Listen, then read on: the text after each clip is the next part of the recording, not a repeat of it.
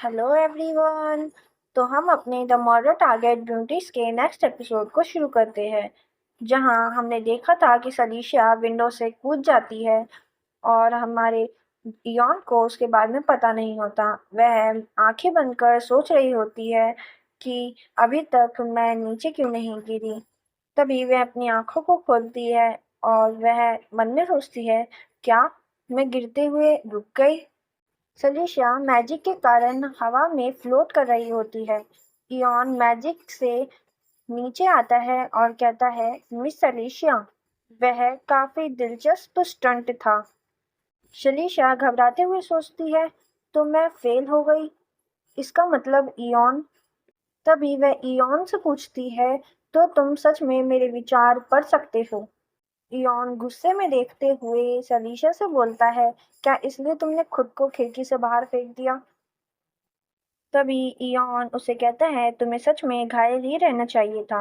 और चुटकी बजाते ही वह अपने मैजिक को वापस ले लेता है, जिससे सलीशा नीचे धड़ाम से गिरती है। उसे चोट लगती है। तभी इयॉन उसे चिल्लाते हुए कहता है, क्या दर्द हुआ? क्या तुम्हें अंदाजा नहीं था कि इतनी ऊंचाई से गिरने पर कितना ज्यादा दर्द होगा? सलीशा मन में सोच रही होती है, यह गुस्सा क्यों हो रहा है। वह आगे सोचती है कि मुझे समझ नहीं आ रहा इयॉन मुझसे गुस्सा क्यों होगा। क्या वह इसलिए गुस्सा है क्योंकि उसे मेरी चिंता है, या यह सिर्फ एक झटका है। इयॉन गुस्से में नीचे की तरफ देखते हुए सलीशा से कहता है, तुम्हें कुछ समय के लिए अपने कमरे से बाहर निकलने की मनाही है। सलीशा मन में सोचती है, लेकिन इयॉन हैरान क्यों होगा। वह उसे उससे कहती है, ठीक है, लेकिन कृपया मुझे उठने में मदद करें। इयॉन उसे हाथ आगे बढ़ाता है। सलीशा मन में सोचती है, उसका हाथ हमेशा की तरह ठंडा था, लेकिन पसीने से भीगा हुआ था। मैं बता सकती थी कि मैंने उसे कितना चौंका दिया है। यह निश्चित रूप से किसी एक ऐसे व्यक्ति की प्रतिक्रिया थी जिसे मुझसे खिड़की से नीचे गिरने की उम्मीद नहीं थी। वह मेरा दिमाग नहीं पढ़ सकता था। वह मुझे इसलिए बचा पाया क्योंकि वो जल्दी से स्पेल कास्ट कर पाया था।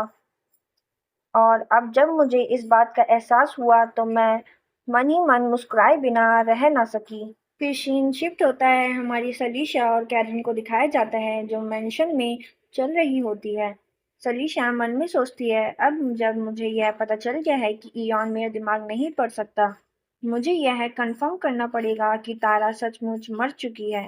हो सकता है कि वह इस बारे में भी झूठ बोल रहा हो। कैरेन सलीशा से कहती है, टावर मास्टर आपसे बहुत नाराज है माय लेडी। सलीशा मन में सोचती है, हाँ, जैसे कि इससे मुझे कोई फर्क पड़ेगा। और पीछे मुड़ते हुए गुस्से में कहती है, मैं भी उनसे बहुत नाराज हूँ। असल में टावर मास्टर ने मुझसे झूठ बोला था। कैरेन हैरान होते हुए कहती है, उन्होंने आपसे झूठ बोला? सलीशा कहती है, हाँ। सलीशा आगे कहती है, क्या तुम चौथी मंजिल की गैलरी के बारे में जानती हो? कैरीन मुस्कुराते हुए उसका जवाब देती है, बिल्कुल, आखिरकार मैं एक सीनियर मेट जो हूँ। गैलरी एक ऐसी जगह है जिसे टावर मास्टर ने खास तौर पर हमारे लिए बनाया है। सलीशा गुस्से में मुट्ठी बंद करते हुए सोचती है, उसे गैलरी के बारे में पता है और वह इसे लेकर कितनी खुश है। जैसा कि मैंने सोचा था, कैरन के साथ भी कुछ न कुछ गड़बड़ जरूर है। वह कैरन से कहती है, मुझे लगता है कि तुम्हारा मानना है कि उस अवस्था में हमेशा के लिए रहना मौत से बेहतर है। कैरन खुशी से जवाब देते हुए कहती है, बिल्कुल, मौत का मतलब तो यह होगा कि हम गायब ही हो जाएंगी। लेकिन गैलरी में शामिल किया जाना हमारे मालिक द्वारा अपने महान जादू से हमें दिया गया एक आशीर्वाद है।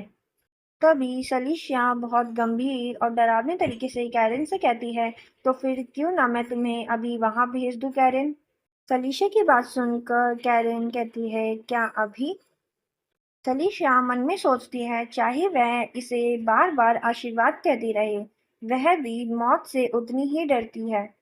वह उससे कहती है, मेरा मतलब था कि हमें अभी उस जगह जाकर देखना चाहिए।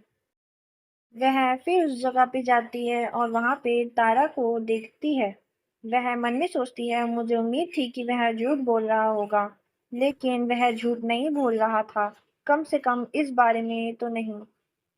वह तारा का नाम पुकारती है। वह तारा को देख मन में सोचती है, तो क्या वह कोई सपना नहीं था? क्या तारा अपनी खराब किस्मत की वजह से रात में भागने के कारण उस कातिल के हाथ लग गई थी? वह यह सब देख और सोच बहुत ज्यादा घबराई होती है। तभी पीछे से कैरन कहती है, क्या यह वही इंसान है जिसे आप ढूंढ रही थी? शलीशा चिल्लाते हुए कहती है, क्या आप इसे भी नहीं जानती? कैरेन मुस्कुराते हुए कहती है, मुझे पक्का नहीं पता, यहाँ हर कोई शैली है, इसलिए मुझे नहीं पता कि यह कौन है। सलीशा दांत पीसते हुए गुस्सा करते हुए मन में सोचती है, वह इस तरह बेपरवाह कैसे बनी रह सकती है, जबकि उसके साथ काम करने वाली नौकरानी का यह हाल हुआ है। क्या उसमें जरा भी सहानुभूति या दुख नहीं है? सलीशा गुस्से में पीछे मुड़ती है और कहती है, मुझे उम्मीद है कि आपको भी टावर मास्टर का आशीर्वाद मिलेगा और एक दिन आपको भी यहाँ प्रदर्शित किया जाएगा। तभी कैरन हंसते हुए धन्यवाद करती है और कहती है, अगर मालिक आपको यहाँ लाए हैं तो जरूर वे आपको बहुत पसंद करने लगे हैं माय लेडी। हम सीनियर मेट्स के अलावा यहाँ आने वाली आप शायद पहले इंसान हैं। कैरन की बात सुन सलीशा कहती है, अगर किसी आम इंसान के पास कोई ऐसी गैलरी होती तो वे इसे किसी ऐसे व्यक्ति से छिपाना चाहते जिसे वे पसंद करते हैं। तब सीन शिफ्ट होता है, हमारी रिसर्च लैब को दिखलाया जाता है, जहाँ पे शैली सलीशा को गुड मॉर्निंग कहती है और कहती है, मुझे उम्मीद नहीं थी कि तुम यहाँ आज दिखोगी। शलीशा मन में सोच रही होती है, मुझे ऐसा लग रहा है जैसे हर कोई मुझे ही घूर रहा है। मुझे लगता है कि मैं यहाँ भी इन सब चीजों से भाग नहीं सकती। सलीशा ये सब सोच ही रही होती है, तभी शैली चिल्लाते हुए कहती है, कल किसी ने तुम्हें टावर मास्टर के साथ प्रवेश कक्ष में डांस करते देखा है। रिसर्चर लैब में इस खबर से पूरी हलचल में है। सलीशा मन में सोच रही होती है, वह हमेशा की तरह ही खुशमिजाज है। मुझे हैरानी होती है, क्या उसे चौथी मंजिल के बारे में पता है?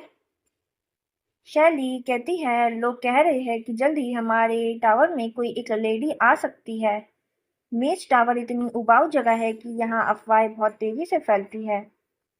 सलीशा उन सभी बातों को सोच रही होती है और मन में कहती है, वह अनजान है, इसलिए उसने इयॉन को खुद को शैली कहने दिया होगा।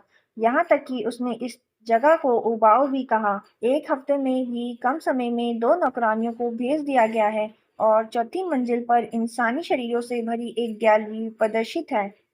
तभी वह विंडो के पास जाती है और मन में सोचती है, यह जगह कुछ भी हो सकती है, लेकिन उबाऊ तो बिल्कुल नहीं है। और तभी वह किसी को देखती है। वह कहती है, रुको, क्या वह मैरी है? वह शैली से माफी मांगती है और कहती है, हम बाद में बात करते हैं। वह भागते हुए उस रूम में जाती है जहाँ मैरी है। वह मन में सोचती है, मैरी मेस टावर में क्या कर रही है? वह गेट को ओपन करती है और तेजी से चिल्लाती है, मैरी। वहां मैरी बैठी होती है। वह लेडी को देखकर कहती है, माय लेडी, आपको कैसे पता चला कि मैं यहाँ आई हूँ? तभी उसके साथ बैठा इयॉन उस सलीशा से कहता है, बहुत सही समय पर आई। यह युवा आपसे मिलने ही यहाँ आई है। मिस सलीनिया, मैंने कुछ नाश्ते की व्यवस्था करवाई है, इसलिए कृपया आप बैठ जाइए। इयॉन को देखकर सलीशा मन में सोचती है, इयॉन, अब वह क्या प्लानिंग बना रहा है? कहीं ऐसा तो नहीं कि उसने मैरी की आंखों और बालों के रंग की वजह से उसे अंदर आने दिया हो? वह जाकर मैरी के सामने बैठ जाती है। मैरी कहती है, माय लेडी, जब आप इतनी अचानक चली गई तो मैं काफी चिंतित थी, लेकिन मुझे खुशी है कि ऐसा लग रहा है कि यहाँ के मालिक आपकी अच्छी देखभाल कर रहे हैं। तभी इयॉन कहता है, खैर मिस सलीशा मेरे लिए काफी खास है। इयॉन की बात सुनकर मैरी कहती है, अरे वाह, खास?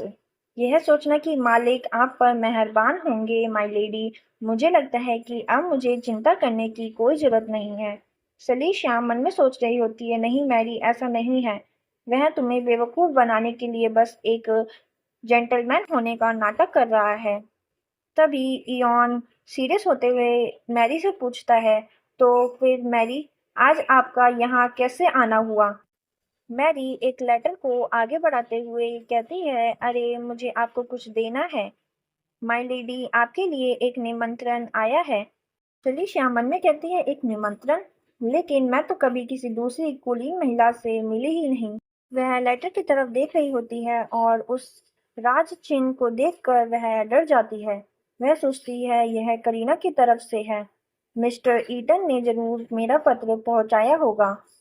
और फिर भी मैं तभी वह नकली मुस्कान बनाती है और कहती है, कितना रोमांचक है, काफी समय हो गया जब मुझे यह कोई निमंत्रण मिला था।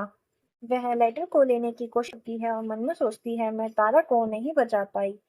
तभी मैरी उदास होते हुए कहती है, मुझे मीनार से आपके लिए कुछ ले आना चाहिए था, क्योंकि आप अपने साथ कोई पोशाक नहीं ला पाई माई लेडी। तभी इयॉन कहता है, इसकी चिंता करने की कोई जरूरत नहीं है। हमने उनके लिए जियॉन टियोर से पोशाक मंगवाई है।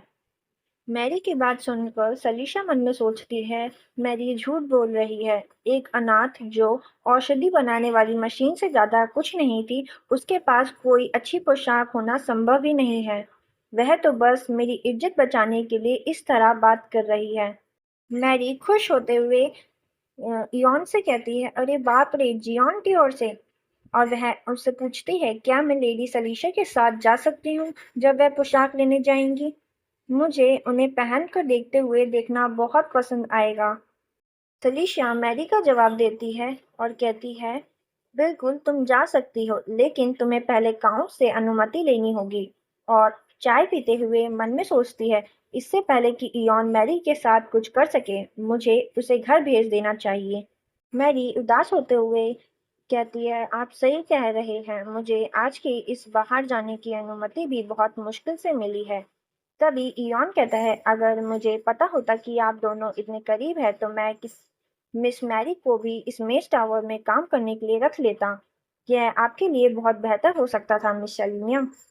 सलीशिया इयॉन की बातों को सुनकर गुस्से में अपनी चाय को रखती है और कहती है, नहीं, मैरी को तो बिल्कुल नहीं। मैरी चिंता करते हुए सलीशा को माय लेडी कहती है। सलीशा गुस्से में इयॉन से कहती है, क्या आपके पास उसके जैसी नौकरानियां काफी नहीं है? और मन में सोचती है, यह बात बिल्कुल साफ है कि वह मैरी को यहाँ क्यों चाहता है। वह बस एक और खिलौना चाहता है जो उसकी पसंद के मुताबिक हो। इयॉन स्माइल करते हुए सलीशा से कहता है, काफी बिल्कुल नहीं। वह कई सालों से आपकी नौकरानी रही है ना? वह यहाँ टावर में काम करने वाली नौकरानियों से अलग है। सलीशा गुस्से में कहती है, ऐसा बिल्कुल नहीं है। वैसे भी यहाँ के बजाय काउंट की हवेली में काम करना उसके भविष्य के लिए कहीं ज्यादा बेहतर है। इसलिए मैरी को काम पर रखने के बारे में सोचना भी मत। वह मैरी की तरफ देखकर कहती है, मैरी, अब तुम्हें जाना चाहिए। मैरी जवाब देती है, जी जी माय लेडी। सलीशिया आगे कहती है, मैं परसों सुबह जीएनटीयर बुटीक के यहाँ जाऊंगी, क्या तुम मुझसे वहाँ मिल सकती हो? मैरी बहुत खुश होते हुए उसका जवाब देती है, हाँ बिल्कुल माय लेडी। इयॉन उन्हें बातें करते हुए देख रहा होता है। सलीशिया मैरी से कहती है, अगर तुम उनसे कहोगी कि टावर मास्टर ने इसकी अनुमति दी है तो काउंट तुम्हें जाने से मना नहीं करेंगे। अब तुम्हें निकलना चाहिए, वरना ज्यादा देर बाहर रहने के लिए तुम्हें हेडमेड से डांट पड़ेगी। इयॉन डरावनी और कोल्ड आइज के साथ मैरी से कहता है, तो ठीक है, हम दोबारा मिलेंगे मिस मैरी। सलीशिया इयॉन की बात को सुनकर चिंतित होते हुए मन में सोचती है, मैं तुम्हें ऐसा कभी नहीं करने दूंगी। सलीशिया मन में उन सभी बातों को सोचती है जो उसने हाउस एरिन में बिताए थे। मैरी ही जो थी, एक इकलौती इंसान थी जिसने उसकी परवाह की है, तो इसलिए वह उस कातिल को उससे अपना खिलौना बनाने नहीं देगी। तो अब क्या सलीशिया मैरी को इस कातिल के चंगुल से बचा पाएगी या फिर बनेगी उसकी अगली शिकार? जानने के लिए हमारे चैनल को सब्सक्राइब कर दीजिए, इस वीडियो को लाइक कर दीजिए और शेयर कर दीजिए। Thank you for watching.